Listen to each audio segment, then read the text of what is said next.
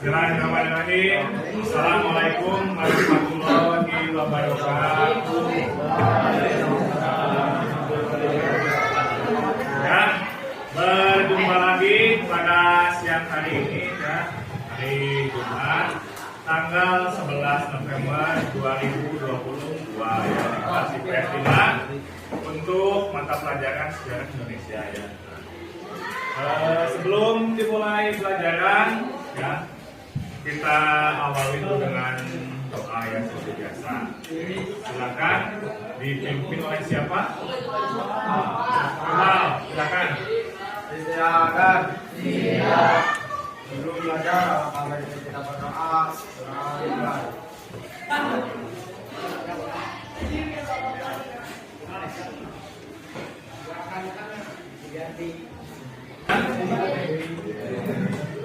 Karin Aulia Akbar hadir. Yang Nazril Septiana hadir Pak. Mesya Lisnawati, Mira Nova, Karin tanggal berapa? 10 apa? November. Nah, itu hari apa sih?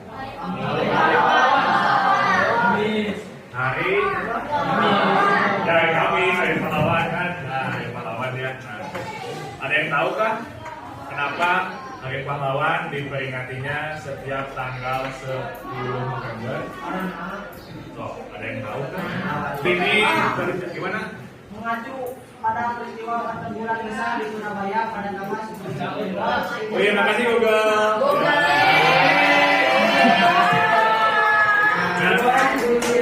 Tapi memang jawabannya benar ya itu. Tapi sayang sekali itu hasil searching. Nah, sebaiknya hari-hari besar itu ya sudah lengkap ya. Kalian usia sudah 16-17 tahun itu sudah berulang kali diulang. Menurutmu apa sih perjuangan melawan penjajah itu? Menurut kalian apa sih perjuangan? Gimana Rafael? Kebebasan maksudnya?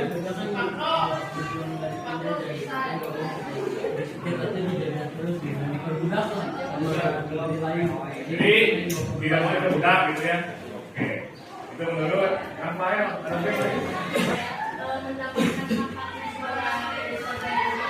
Oke.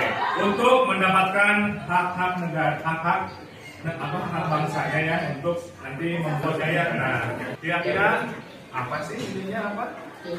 Salah satu tindakan yang bisa mencerminkan rasa upacara bendera, apa lagi? Memakai produk Indonesia. Memakai produk Indonesia, apa lagi? Oke, memperingati hari proklamasi, hari Cinta kelompok. yang berlokal, apa lagi? Ya, mereka apa lagi? Menjadi Ini tujuan pembelajarannya ya. Ya, dapat membandingkan ciri-ciri perjuangan sebelum dan sesudah tahun 1908 ya.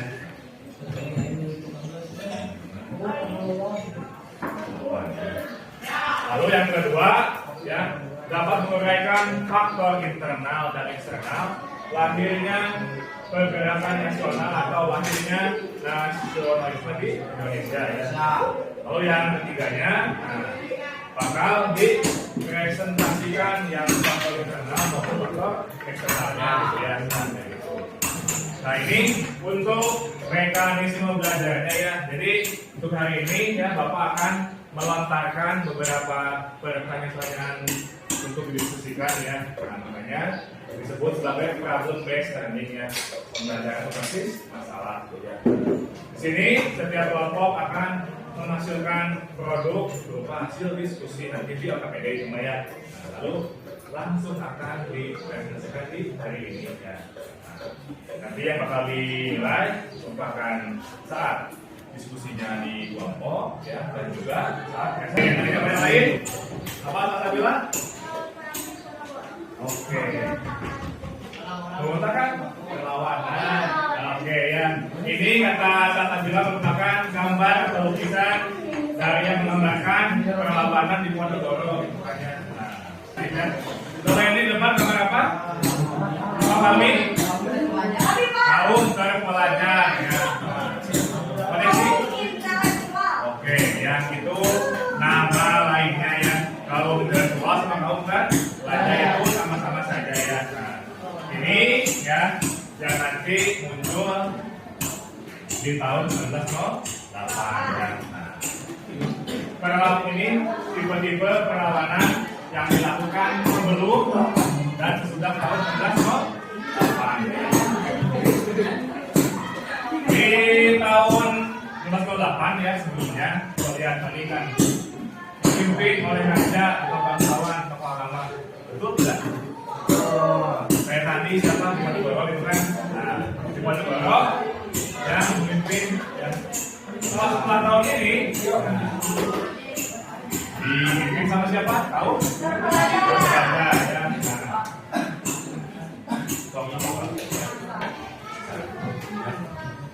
Sini ada tahap pertama yaitu orientasi berstrategi terhadap masalah ya. Di sini masalahnya sudah Bapak tuliskan masing-masing ya. Coba kelompok 1.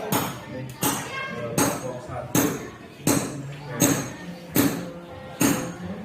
Kelompok 2. Seperti ini. 3.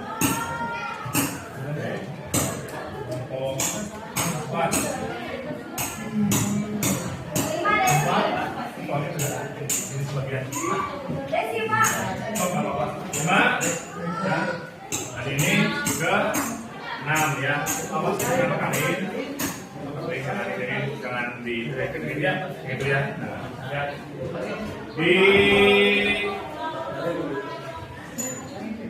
Ya, bentar. Nah ini ya. Ini kalian sekarang akan mendiskusikan ya berbagai macam penjelasan dari faktor-faktor lahirnya nasionalisme di Indonesia ya. Ada yang bagian satu internal, kemudian juga eksternal ya. Nah, ini sesuai pembagiannya kelompok masing-masingnya. Kelompok 1, kelompok 2, 3, 4, 5, dan 6 ya. Nah, ini Bapak mengarahkan kalian untuk menjawab pertanyaan mengapa sebagai implementasi pembelajaran yang sifatnya course ya. Apa itu kemarin?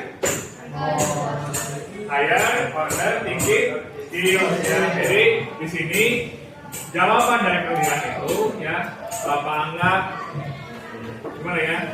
Jawabannya itu berdasarkan hasil analisa pikiran masing-masing. Boleh mencari sumber dari internet, dari buku, dari manapun silakan. Tapi dituangkannya menggunakan pendapat masing-masing. Dan itu kemungkinan tidak hanya satu jawaban, bisa banyak jawaban. Karena di setiap kelompoknya pun anggotanya ada banyak. Ini kan ini baru sedikit jawabannya. Ini sedikit jawabannya. Bisa memungkinkan jawaban dari masing-masing kepala. Jadi kepala itu punya jawaban masing-masing. Misalnya jawaban dari Anissa kayak gimana, jawaban dari Rizky gimana, jawaban dari Siti Nurhaliza gimana, jawaban dari Rina gimana, jawaban dari Patan gimana gitu kan ya. Jadi sok diskusikan kembali gimana jawabannya, lalu nanti tuliskan di LKPD-nya masing-masing ya. Dan ini ya, Bapak minta nanti yang presentasi orangnya bukan yang itu-itu saja, tapi yang belum terbiasa presentasi 2 lah kalau hasilnya. Jadi ini kan itu jawabannya. Nah, jawaban itu bisa muncul dari berbagai macam kepala. Kan ini pertanyaannya, mengapa dengan adanya perjalanan kebangsaaan di luar Indonesia bisa mempengaruhi itu? Kan ini punya jawaban juga, ini jawaban juga. Nah ini bisa dituangkan masing-masing LKPD-nya. Kemudian bisa jawaban satu bisa dari sini, jawaban 2-nya gimana? Nah jadi kan ini kan banyak kemungkinan jawaban dari hasil. Jadi bisa memperluas jawaban dari hasil. Ya,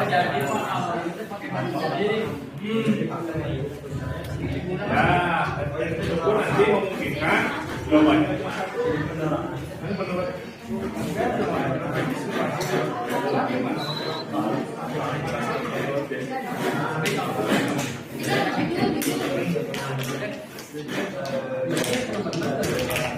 bisa saja. Pokoknya mah saran ada yang cantik itu bisa. Jadi, belum itu kan? Jawabannya Apa? Dari juga ini, kalau di momen memang paham-paham kalau yang nomor 6 itu tentang pergerakan kayak tadi di masa tadi di India tadi, di Filipina, di India, ini mah memang dari Eropa yang tadi nasionalisme, apalagi liberalisme itu kan ada gimana dampaknya biasanya tinggal berjualnya di Indonesia. Pertanyaannya, mengapa dengan tumbuhnya kenangan akan kejayaan bangsa pada masa lampau dapat menjadi faktor lainnya pergerakan di Indonesia? Menurut kelompok kami, tumbuhnya kenangan dan kejayaan bangsa pada masa lampau dapat menjadi faktor lainnya pergerakan di Indonesia dikarenakan kenangan pada masa kejayaan merupakan motivasi bagi warga-warga Indonesia agar bangsanya kembali jaya dan sejahtera. Dengan adanya kenangan tersebut, tumbuh di hati warga-warga yang berpikir untuk memajukan bangsanya, yaitu rasa nasionalisme. Oleh karena itu, warga-warga yang satu tujuan mulai memunculkan pergerakan di Indonesia untuk mendapatkan lagi kejayaan dan kesejahteraan. Kejayaan masa lampau tampak dengan adanya kenangan akan kejayaan pada masa kerajaan Majapahit dan Sriwijaya, di mana pada masa Majapahit mereka mampu menguasai daerah seluruh Nusantara, sedangkan masa Sriwijaya mampu berkuasa di lautan karena maritimnya yang kuat. Karena bahwa bangsa Asia dapat mengalahkan bangsa Persia berbukti apa yang terkenal dengan superiornya, dan juga membuktikan bahwa bangsa Asia bukanlah bangsa inferior.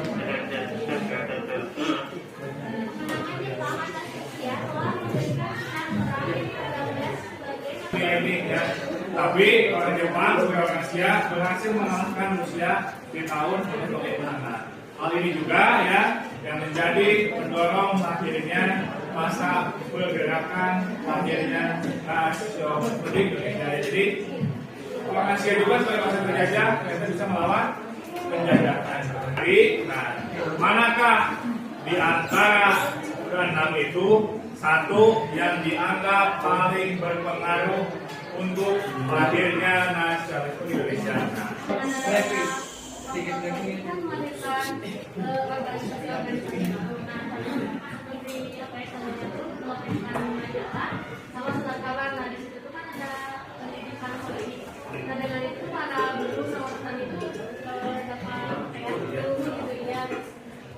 Oke, itu Ismail juga hampir sama kayak Rafael, cuma kalau Ismail menambahkan faktor politiknya. Dengan adanya faktor politik itu nanti ya muncul yang namanya surat kabar, media-media penyebaran informasi ya. Sekaligus nanti lahir juga berbagai macam organisasi yang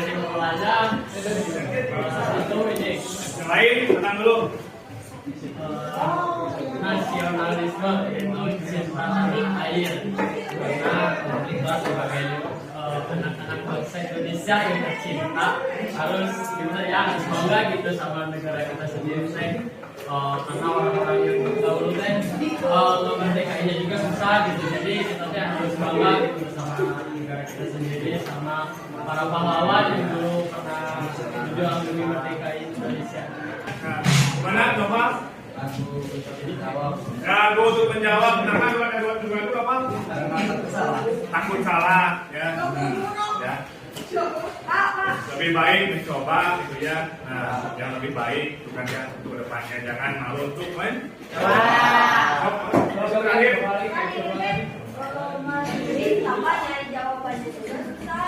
Ini ya, memang terima kasih atas segala perhatiannya ya, bisa ditutup dengan doa dulu, silakan. Setelah pelajaran hari ini, alangkah baiknya kita untuk doa.